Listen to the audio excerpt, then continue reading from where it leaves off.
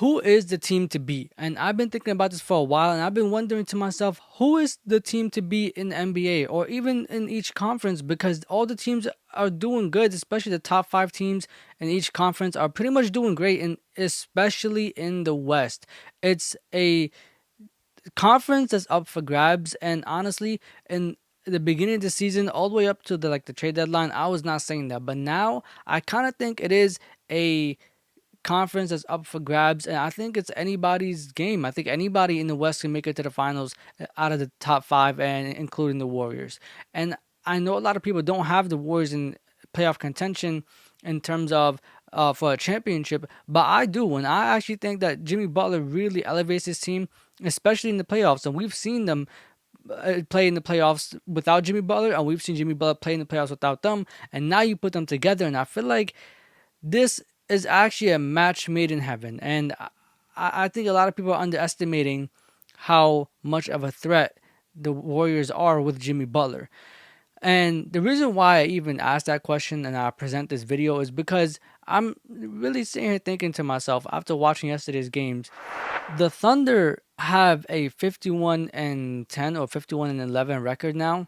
The Cavs have like a 52 and 10 record, and I think a lot of people are overlooking these two teams. I think a lot of people are saying that these two teams are not experienced. They don't have enough experience. And how will these two teams basically show out and perform in the playoffs because the lack of experience, you're very young, and so on and so forth. Everybody's making up all these excuses. But watching these two teams play all season, they are clearly the two best teams in the league. However, people have made trades, teams have made, moves to get additional pieces. So it got me like thinking to myself, are the Thunder really competition? Are they really championship contenders, or are they a deep playoff run type of team? Because I was watching them play against the Grizzlies yesterday, and they absolutely destroyed the Grizzlies. But I also think the Grizzlies really got caught up in the foul calls, trying to get the ref to call things their way, and it just wasn't working for them. I mean, in the first half, it just felt like the Grizzlies were playing against the Thunder and the refs, and that could be partially because they were, and also partially because the Thunder defense was really, really, really like irritating them and forcing them to have to, rely on the refs more, and it kind of just pissed them off. And maybe the physicality of that, because the Thunder have been doing this all year, it just became an issue. And also, the Grizzlies are missing Jaren Jackson Jr., so that can be an issue as well. Obviously, it is, but I'm saying in terms of like their attitude towards the game and their tempo and, just everything they were doing yesterday, it just seems like they were more trying to rely on home court advantage and the refs, and the Thunder did not allow that to happen. And for a while, this game was very close. Like the first quarter was close, the second quarter was close. I think going into halftime was like a 5-point, 3-point game, and coming to the third quarter was a 3-point game. Beginning of the third quarter. Moving forward after that, turned out to be a 17-point lead. Cut it down to 6 in the beginning of the fourth quarter. And then the Thunder just come back and they just balloon the lead up back to 20.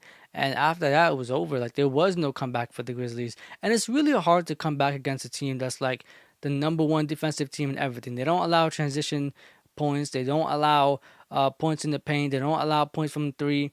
They are the best defensive team.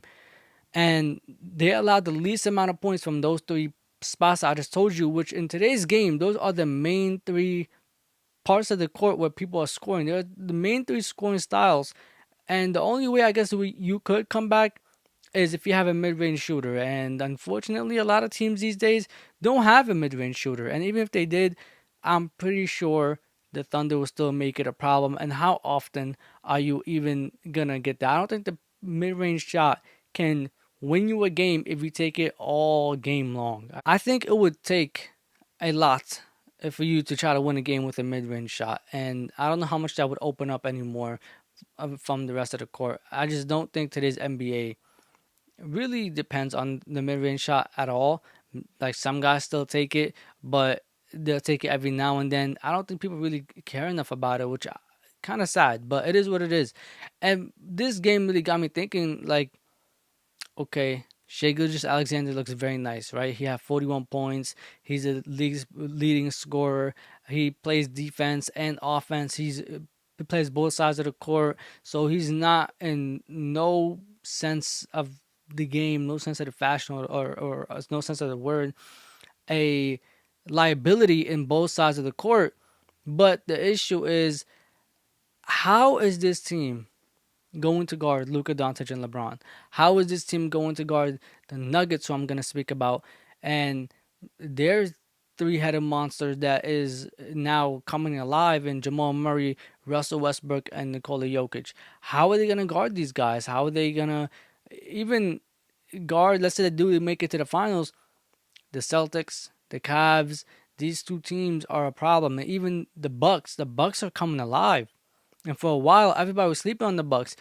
But now, ever since All Star break, I feel like they haven't lost a game. Like they, every time I look, they're winning, and I just haven't watched any of their games because I don't think they've played against real competition, at least not in my eyes. So I haven't made time for them to, watch their games because I feel like the Bucks are a really good team and they should be smoking a lot of teams, but the lack of competition ever since the trade deadline, it's just not interesting, and it's not as interesting as watching the Thunder play against the Grizzlies and stuff like that. But Shea looks nice. Jalen Williams did great. And Lou Dort, too, is a very underrated part of this team. Like, sometimes he'll give them the offensive part of his game and he'll hit like 2, 3, 4 threes and they'll win the game. And sometimes that he'll just sit there and play defense and do everything that might not show on the box score, and he'll probably have 0 points. Like, for a while in this game, he had 0 points, but his plus minus was like a plus 29, which means he was doing everything else on the court that matters. The defense, just being there and giving the extra body, probably getting steals, like all these little things that create opportunities for your team that a lot of people don't pay attention to, and he's that for this team. And the great thing about him is sometimes he will give you three threes in the second half. Sometimes he will be the person to keep the team afloat, and sometimes he takes a step back and he does everything else that matters. Also, let me know what you guys think about this mic setting because I changed it from yesterday and hopefully this one sounds better or the same. Let me know what the quality sounds like. So comment down below and let me know that as well. This is a new mic, so I am playing around with it a little bit just to make sure everything sounds good. And y'all could let me know what y'all think down below. Please and thank you. Now the Celtics go up against the Trailblazers, and it's not enough for me to talk about because it's the Trailblazers. Like, come on, who's gonna actually watch the Trailblazers play? But I just want to point out the fact that the Celtics are still a huge threat. Jason Tatum sat down.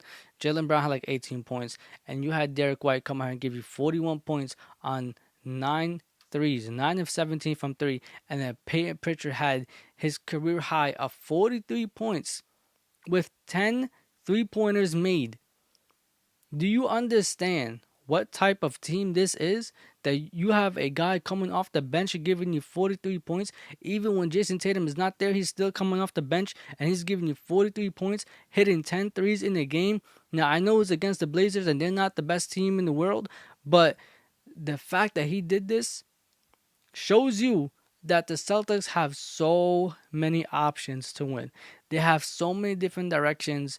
They can hurt you in so many different ways, and they have so many different pieces that can hurt you, and it's up to how the night is going to go. And honestly, good luck to anybody going up against the Celtics. Everybody's sleeping on them, but I'm letting you know, this is, I guess, like the dark horse of the Eastern Conference. I'm letting you know right now, this team is not a slouch. This team is not something to overlook. And then the Nuggets go up against the Kings. And honestly, I'm not really interested in the Kings anymore after they traded Fox, and rightfully so because he was their main guy. But he asked for that trade, and they gave him exactly what he wanted.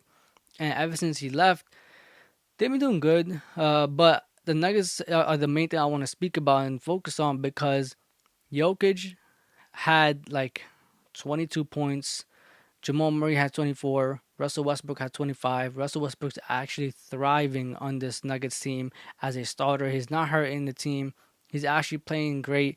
Nobody's hating on him no more. And the Nuggets team is winning. They figured it out. And they had like 5 or 6 guys, score double digits.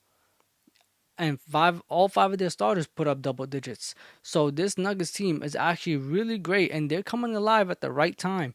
They just went on a 9-game win streak, lost to the Lakers. I think they're on another winning streak. So they're coming alive and they're figuring it out. Jamal Murray's coming alive, and that was probably their missing piece. But now he's here, and let's see how this turns out as well. This is another team that's a threat. I know their bench is weak.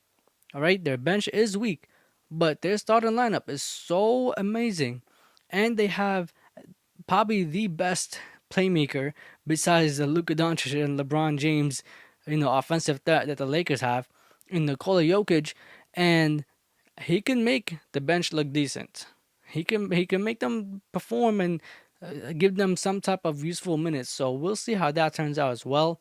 But if you are a fan of any team in the playoff seeding right now, I would not be overlooking any of these three teams I spoke about today. I would not overlook the Thunder. I would not overlook the Celtics, and I would not overlook the Nuggets.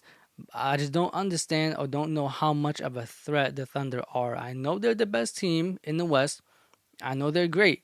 I know they're the best defensive team. I know they're probably the best offensive team, but I just don't understand or know how much of a threat they are in the playoffs with everybody getting new pieces. But anyways, thank you so much for watching the video. Thank you so much for coming out to the locker room. Like, comment, subscribe, and share. Let me know what you think down below. This will Talk with E. Safety.